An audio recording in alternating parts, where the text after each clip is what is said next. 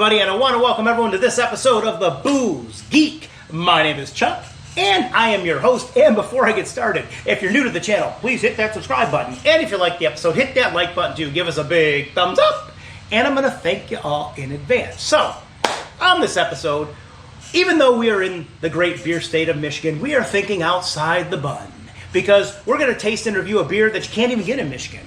Although I was able to pull some strings and get my hands on one. I've never had it, and I wanted to put it on the show. So let's go to the beer fridge and see what that beer is.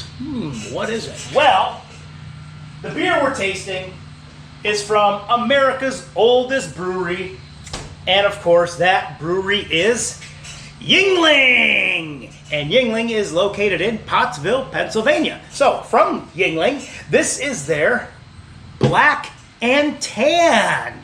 The Black and Tan, baby. So what is this beer? Well, what's a Black and Tan? Well, this beer is kind of modeled after a traditional English half and half. Now, when the English do it, it's usually half of the beer. They pour half of a porter and then half of an ale on top. So you get the dark and you get the light, you get the Black and Tan. So this beer is kind of modeled after that. So this beer is brewed with 60% of Yuengling's dark porter and then 40% of their premium beer. Hence the Black and Tan. Although, when you pour it off the draft, it kind of separates and you can see the color. So I don't know what this is going to look like.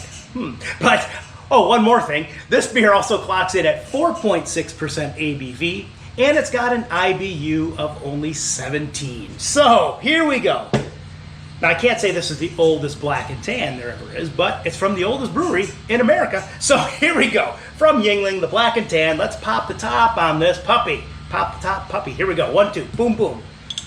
Oh, come on now. Come on now. Oh, come on now. There we go. Oh, no smoke. Now, here we go. Is the beer going to be black or is it going to be tan? I must ponder these things. Oh, it's black. It's dark. Okay. There we go. That should do it. That's a nice pour. And, that is it's dark. But, it's dark, but it's almost a ruby red, which is interesting. So, it's a half and half, right? So it's not going to be solidly black. It's not going to be black. But it's dark. But it's almost, in the light, it's almost like a ruby red, which is interesting. Yeah. So, and we got next to no off-color, kind of copperish brown soap suds floating on top. But, so there you have it. The Black and Tan. But like I said, from draft, half black, half gold on top. But, okay, enough about that. Let's swirl this and let's give it a nose. I'm getting too enamored with the color here. All right. Swirl, swirl, swirl, and nose number 1. Here we go. Oh, okay. We are getting some of those roasted malts are coming through. Slight hint of a caramel sweetness, and also slight hint of chestnut. Yeah, but it's those roasted malts are just kind of coming off big in there. Yeah, they're just that's the backbone of this. So with that, I'm gonna keep swirling. I'm gonna get this beer to open up, and I am gonna give this a sippity sip. So swirl, swirl, swirl away, and let's raise my glass here. Let's PROST to Yuengling, America's oldest brewery, and PROST to the Black and Tan. PROST, baby. Sip number 1.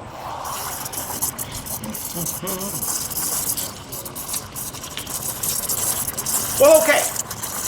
I'm going to say this is a light body beer, but it's definitely on the heavier side of a light body beer. It's got a little bit of weight to it, but I'm going to say it's still a light body beer. But what do we have flavor-wise? Well, here we go. Sip number 2.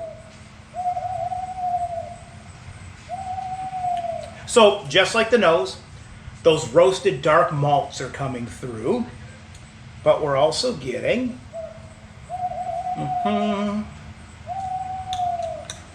out of here, bug. Get out of here, bug. A little bit of that caramel sweetness. We're also getting there's a slight nuttiness. While I can't be specific that it's well, reminiscent of chestnut, like what was on the aromas coming off the nose. But I would definitely say there's a slight nuttiness and one more. Yeah, just a slight, very, very, very slight burnt toast coming through on the back end. I mean, very, very slight.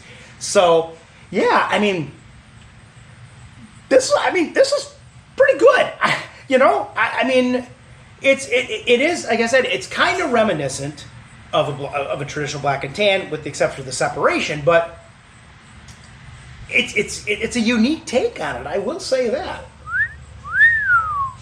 Now, what would I give this on the pint-o-meter? I mean, all in all, I said I like it. I will say on both, I do think, though, the aromas and the flavors are both coming off a little thin. I'm not going to lie.